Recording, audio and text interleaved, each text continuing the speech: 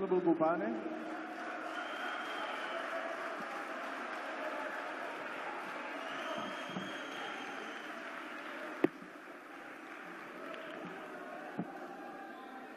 Order, honorable members.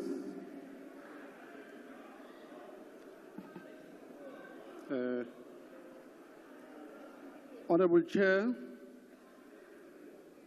Honorable Speaker, I rise here in respect of the son of the soil, the only patriot in this country, the dedicated servant of this country who has served the people of this country with dedication. President Zuma, President Jacob Gedleyihlekisa Zuma,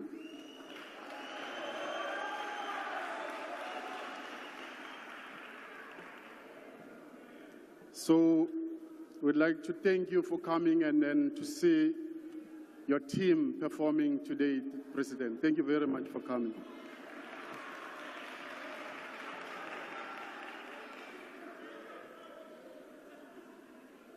On another note, I would like to convey a message of condolences to a family member of the DMV who passed on yesterday. A lot of military veterans in this country are not treated as the veterans of the other color. So we pay a convenience. The member passed on yesterday at on the 18th of July. Antonio Gramsci, in his prison writings, Cultural Hegemony, describes how the state and the ruling capitalist class used their power in state machinery to suppress the same people they claim to be representing. This is evident with the former ruling party, ANC, and Gramsci calls it a pitfall of national consciousness. History has taught us that liberation movement in Africa becomes irrelevant to the society after 30 years in power. Typical examples is Chama Chama Mapinzo, a party that was led by late Julius Mwalimu Nyerere in Tanzania, Frelimo in Mozambique, led by late Samora Machel, SWAPO in Namibia, led by the late Semnu Joma and Andimbo, Toivo ya Toivo, and the last one to be rejected is the ANC of Ramaphosa on the 29th of May. The people of South Africa said it loud and clear to the ANC. They say, Hamba ANC, asisakufuni. They gave you below 50%, which means you fail the society of South Africa. On the 29th of May. It was the people of South Africa that decided their fate, not the market, as usually you used to say, that it's a market that you respect more than the people who voted for you. And as usual, Mr. President, you started to use Chapter 9 institution, IEC, which is not independent anymore, but rather became the subcommittee of the ANC to do your dirty job. What happened to the ANC, to the IEC? We were there, we were watching. The IEC is riddled with loophole.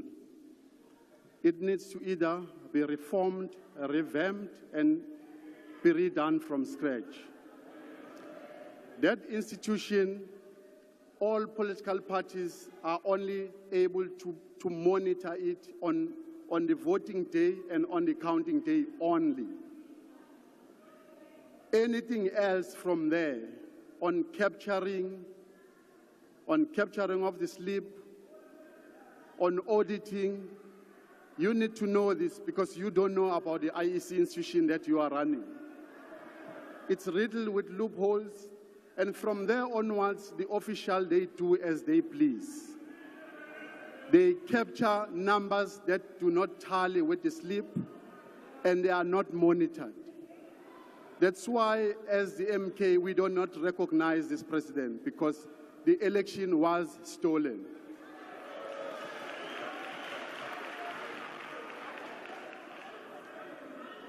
That institution, you can see one of the executive is Dr. Masego.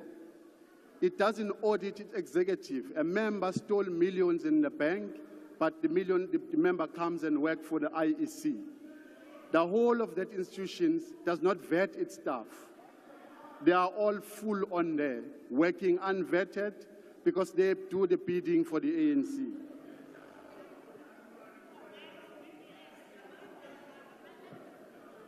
With all the evidence we provided to the IEC, we did everything in our power.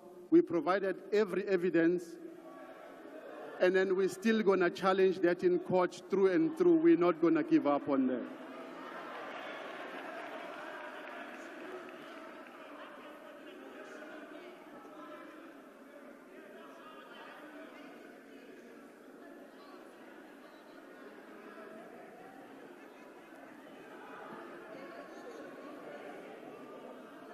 The GNU, abakufuni ku-GNU, because we were blocking the IPPs, abakufuni tata. The GNU is a group of people who are trying to protect the president that his time has passed.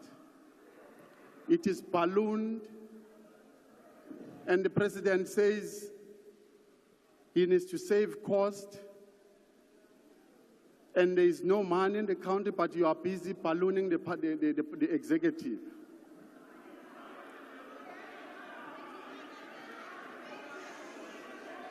Order, honourable members. Order. On your speech, Mr. President, you spoke about inclusive economic growth. Whatever name it is, there's no inclusive growth that you've ever seen. Most of the business people that I know in the middle classes, they are not included in your economic growth. You are busy assisting the monopolies to grow in their economies, but our SMMEs and our middle class business people are at poverty. You've neglected the poorest of the poor. You spoke about the reduction of poverty. There's no reduction of poverty. In your tenure, the poverty has escalated. The high cost of living of our people is so expensive. There's no reduction of poverty, and the tackling of cost of high living, you haven't done it. You have failed even on that one. You spoke about redistribution of wealth. Wealth is not being redistributed. There are no opportunities for black middle-class poor people, worse, the ones at the lowest level. In your speech, there is too much we will, we will, we will. It's empty promises as usual.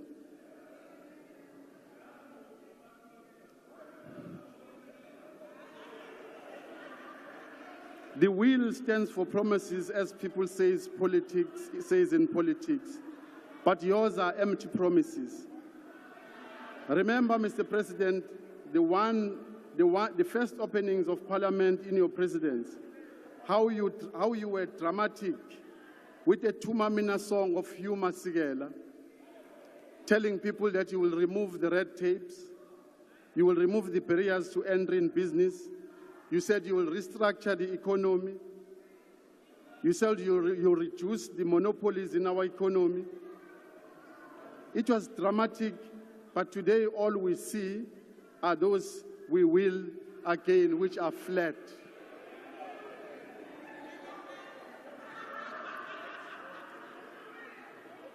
You said we are simplifying the regulations on public-private partnerships to enable greater investment in both social and economic infrastructure development. You must explain it. How is this going to be done to us as people? As the government of national unity, your government of national unity, you said we are resolved to intensify on our investment drive, encouraging and enabling business to invest in productive capacity. And your investment conference has yielded nothing out of all of this. You spoke of trillions and trillions in these investment conferences, but there is nothing. Instead, the country is deep in debt.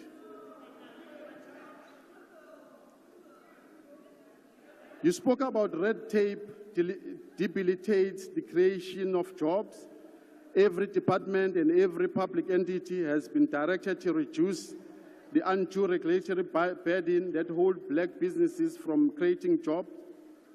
Where is this directive? You speak about a directive that you will say the department must remove the red tapes. There's no directive that you will issue, Mr. President, to these entities. It's just a cheap talk and a cheap talk that you say. There's nothing, no directive, nothing that you've given to this department. Where's the EPWP? The EPWP, you've used it for electioneering. We've seen it in KZN after finishing the voting. It was cancelled again.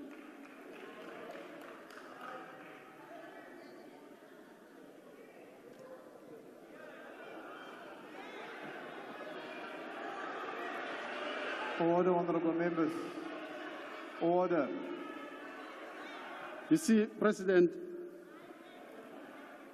I cringe when I cringe because I know this has nothing to do with the people of South Africa. All these things you are saying. Even the investment you speak about that you're going to invest in Africa and above, it's all a cheap talk. All what we're going to see is monopolies going to Zambia's, opening malls and opening ShopRite and Clicks, but there's no black people of ours that will go out in the Africa and invest. Your speech, Mr. President, was hollow, it was cheap talk, and there was nothing that we can applaud you on. You wasted our time yesterday, completely wasted our time.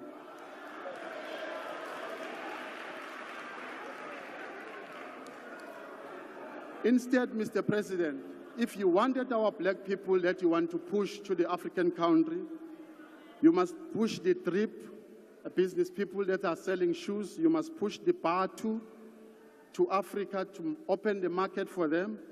You must push the Xhosa clothing brand, the gentlemen that sell Xhosa clothing. You must push the brand, the Zulu clothing brand. You must push the Tsonga shoes.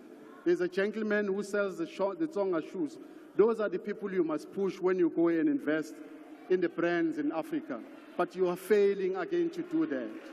You only push the monopolies, the ShopRite, the Pick and Pays, all the Stellenbosch. They've opened all the businesses in Africa and abroad, and you leave our people here, and you don't push them to go open the business in the African countries. So your speech was hollow. It's not bringing hopes to our people, and it doesn't give us anything to benefit from. Thank you, Mr. President.